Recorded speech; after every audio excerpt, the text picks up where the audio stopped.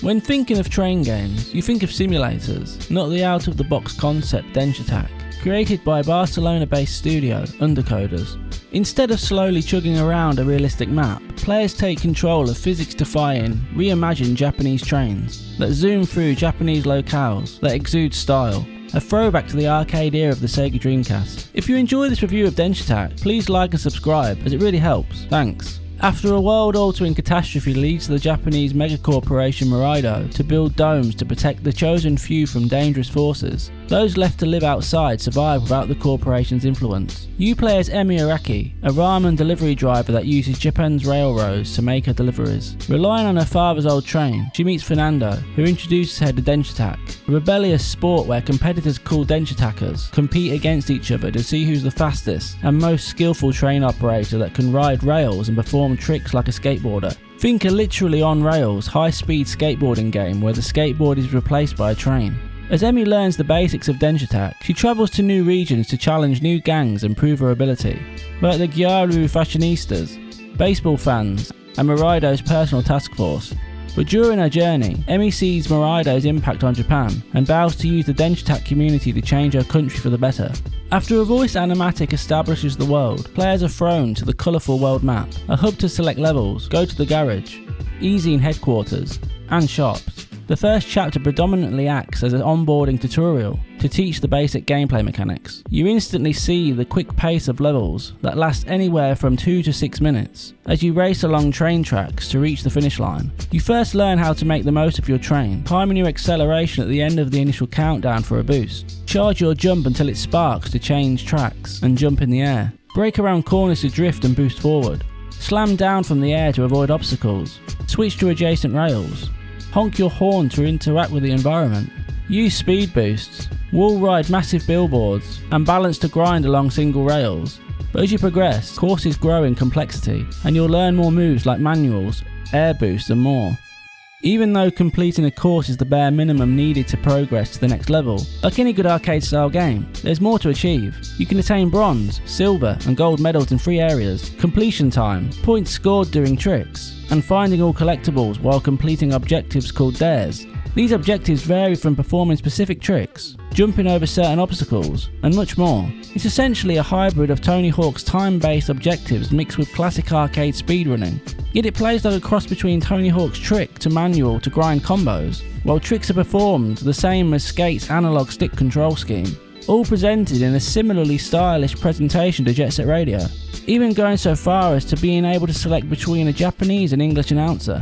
It's the kind of game where you want to constantly improve your skills. After completing a few levels, Emi is confronted by the first region's gang of Denshattackers. But while most writing isn't voiced outside of animatics, the dialogue is optimistic and fun, and characterises a diverse cast. It's another way Denshattack keeps you engaged outside of the fluid gameplay. As you journey across Japan, each region follows a similar pattern. Emi pursues Denshattackers to combat Moraido's corporate greed, while Fernando sets out to record her journey in a Denshattack e-zine. These robotic-run publications allow you to place collectibles in a sort of regional scrapbook. You place character portraits, text descriptions, and photographs of tricks. It allows you to take a few minutes away from the non-stop action and appreciate the journey. You also do this when Emi and Fernando rest at an onsen and take the time to get to know each other. These are quiet and contemplative moments where you make dialogue choices to advance the personal conversation. You learn their motivations and paths that mould them. It turns a simple plot into a more emotionally resonant experience. Emi also finds green spray cans and purple cogs in levels. These are Denshattack's in-game currency to spend at shops. All regions have their own shops that sell cosmetics and new trains. You can trade spray cans for stickers or patterns to align your train with the current region, whereas you can unlock new trains that look different, but also have positive and negative perks. So if you need a little help grinding rails, there's a train for that. However, it counters these assists by including a negative like reducing the amount of points you earn when grinding rails. Specific trick-based trains come in handy when you finally arrive at a trick park. These trick arenas feel like playing Tony Hawk's Pro Skater. You have a set amount of time to earn a certain amount of points by following the looping track around at speed and creating a flawless combo without making a mistake. Otherwise, if you fail to reach the quota, you cannot proceed. So like when you got a huge combo in Tony Hawk Pro Skater, The train also needs to land to register the points, a rapid level type where you're best to abandon low star rated flip tricks for harder moves, then land at a manual by leaning the train forward or backwards, and follow the track. At first, keeping a combo going feels daunting, but it eventually feels natural. But in order to earn more points, you keep your combo going to build up your special meter called 8 million roads. This eventually activates secret rainbow tracks like a miraculously appearing rainbow road from Mario Kart. These are useful to build up points in the trick park, open up paths towards secrets on regular courses and longer missions, and perfect to take shortcuts during races, and essential to defeat bosses. But it's the races where the feeling of speed sparks to life. While objectives and collectibles remain, your main goal to progress the story is to finish in the top 3. Sometimes it's easier said than done. There's a couple of slip-ups, and it's impossible to catch up. That's why you need to focus on the basics. Smash other trains off the track like in Burnout Revenge, discover which of the multiple routes have the shortest path, and then give it your best shot. But that isn't every mode. There's also missions with bigger scale objectives which act as a sort of proving ground for Emmy to demonstrate her skills to the gangs. These are looping tracks with multiple colour coded routes, each one leading to a specific objective, like performing in a kabuki show or destroying Morido property. By this point, changing tracks and rounding corners at speed will be muscle memory, and you'll be wanting more of a challenge. At the end of a chapter, Emmy confronts a gang leader. These encounters were what surprised me the most. The unexpected scale and smart and varied game design make each boss memorable. Each one begins like a normal course that incorporates all the new skills you've learned in their region up to that point. But then, you eventually reach the boss, and things change. Instead of being the immovable object, you're now being attacked and forced to dodge killer blows. One boss transforms into a Gundam-style mech that forces you to dodge attacks, in order to grind up its arms and land a slam attack. Another is themed to baseball, and has you jumping over obstacles while hitting giant fastballs back at them, with a trick to deplete their health. These confrontations go far beyond a simple back and forth attack, escalating to cinematic set pieces, such as when you board and take over the giant mech's hand to fly through an expansive cityscape. Over the course of Emmy's adventure, these exciting moments appear in the normal levels while you travel across the countryside, cityscapes, gain upgrade modules to attach to monorails, and travel underwater.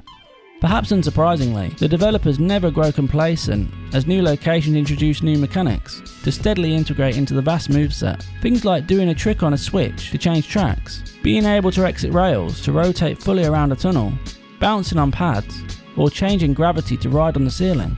Alone, these mechanics offer a welcome change, but when every element is combined into fast, frenetic levels, Denshattack is reminiscent of the arcade games of the Sega Dreamcast, where fun was paramount above all else. Yet, Denshattack doesn't just have phenomenally responsive finger-twitch gameplay, it's unabashedly stylish. Every frame pops in vibrant colour, an anime cel-shaded art style reminiscent of Jet Set Radio and Hi-Fi Rush, mixed with textured backgrounds that use comic and pop art inspired halftones. But it's represented the best in level design, as key interactive elements like the rails or switches are colour coded. This way, control inputs become muscle memory, and actions requiring balance bars like drifting and grinding are easily recognised. Sound is also used in a similar way, as sound effects signal switching rails, grinding, and every other key mechanic. Characters are also brought to life in cutscenes with solid voice acting that reminds me of a fun Saturday morning cartoon. Despite this, the overall story is the simplest element, but the themes of AI, environmentalism, found family, and following your dreams made up for it in abundance. It felt like the journey with a diverse community of characters was what truly mattered, and had some emotional resonance between levels. But another place where Denshattack shines is the score.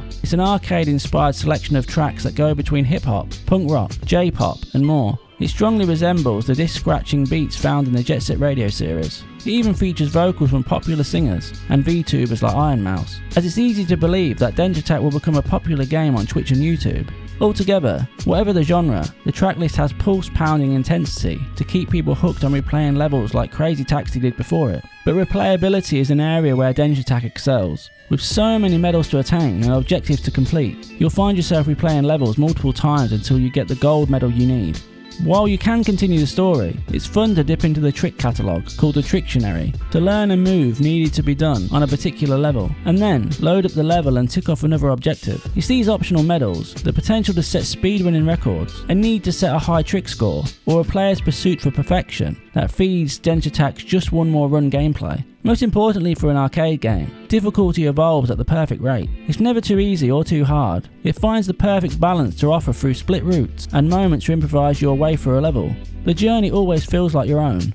Although some people will find its high-speed gameplay hard, if you've grown up with games like Tony Hawk, you'll find a polished experience that eases you into everything until you begin to feel like you could beat any level. But if the performance faltered, it'd destroy the experience. Fortunately, on PlayStation 5 Pro, Denshattack feels smooth and looks crisp as the train barrels through vibrant levels. By the end of Denshattack, I didn't want the credits to roll. Luckily, I still had plenty of gold medals to attain.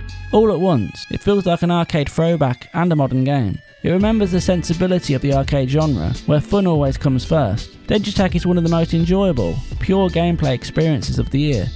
9 out of 10. If you enjoyed this review of Denshattack, please like and subscribe to Play Save Repeat and hit the notification bell. Thanks for watching. Until next time.